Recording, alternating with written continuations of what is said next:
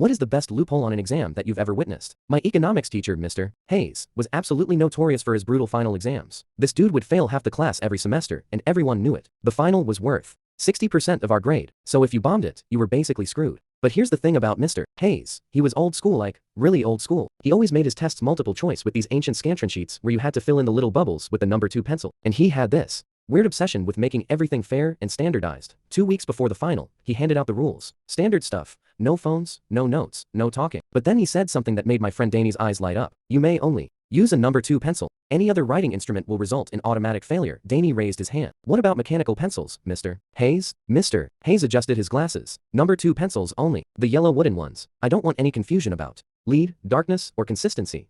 Most of us groaned, but Danny just smiled. The night before the exam, Danny called me, freaking out with excitement. Dude, I figured it out. Hayes said we can only use number 2 pencils, right? He never said we couldn't use more than one. I thought he'd lost his mind from studying too much. Test day arrives, and Danny walks in with this massive pencil case. I'm talking like 50 number 2 pencils, all sharpened to perfect points. Mr. Hayes noticed but didn't say anything since they were technically all number 2 pencils. The exam started, and Danny immediately began his strategy. Instead of just filling in one bubble per question, he started filling in multiple bubbles for each question with different pencils. Like, for question 1, he'd fill in B with pencil number 1, then A with pencil number 2, then D with pencil number 3. Mr. Hayes walked by and stopped dead. What are you doing? Danny looked up innocently. Using number 2 pencils, sir. You said we could only use number 2 pencils, so I'm using several number 2 pencils. You can't fill in multiple answers. Danny pulled out a printed copy of the test instructions. Actually, the rule sheet just says to use number 2 pencils and fill in the bubbles completely. It doesn't say we can only fill in one bubble per question. Mr. Hayes grabbed the paper and read it 3 times. His face turned red, then white, then red again. The instructions literally just said, fill in bubbles completely with number 2 pencil only. This is ridiculous, Mr. Hayes muttered.